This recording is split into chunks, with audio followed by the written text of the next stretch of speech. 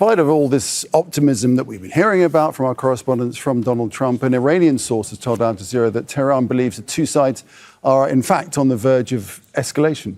The source said there is inconsistency in Trump's statements and with what is actually happening on the ground. Let's head to Tehran now, to Ali Hashem. Ali, so that, of course, is a completely different take from that of Donald Trump in the United States.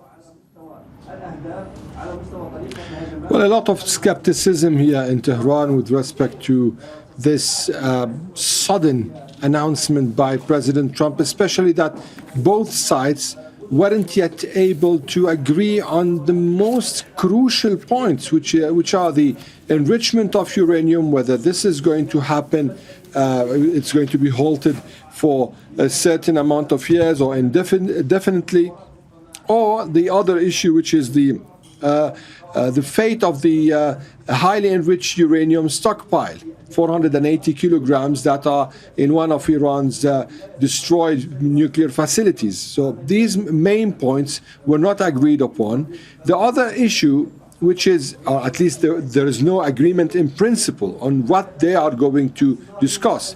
The other issue, which is also very important to the Iranians, and this is why Tasnim news agency said that Iran is not sending a delegation to Pakistan unless the blockade on the strait and the blockade on the Iranian ports is lifted. So now what we are hearing is that the Pakistanis are trying to mediate a kind of goodwill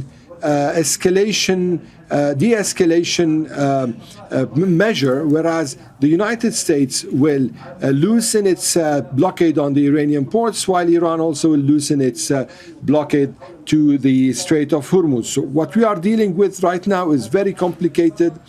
The Iranian foreign minister and the Pakistani foreign minister had a phone call. Most probably the Pakistani foreign minister was inviting the Iranian foreign minister to attend alongside his team of experts and diplomats the next round of negotiations.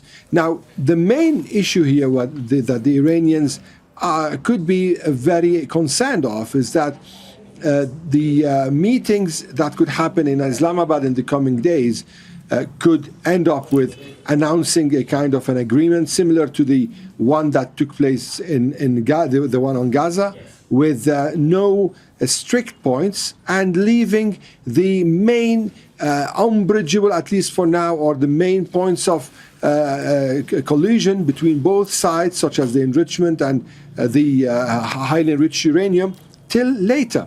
And also, and this is actually the most sensitive thing for the Iranians, and delaying the lifting of sanctions till later. So to Iran, this would mean an unended conflict, because still they will be paying the price of the situation.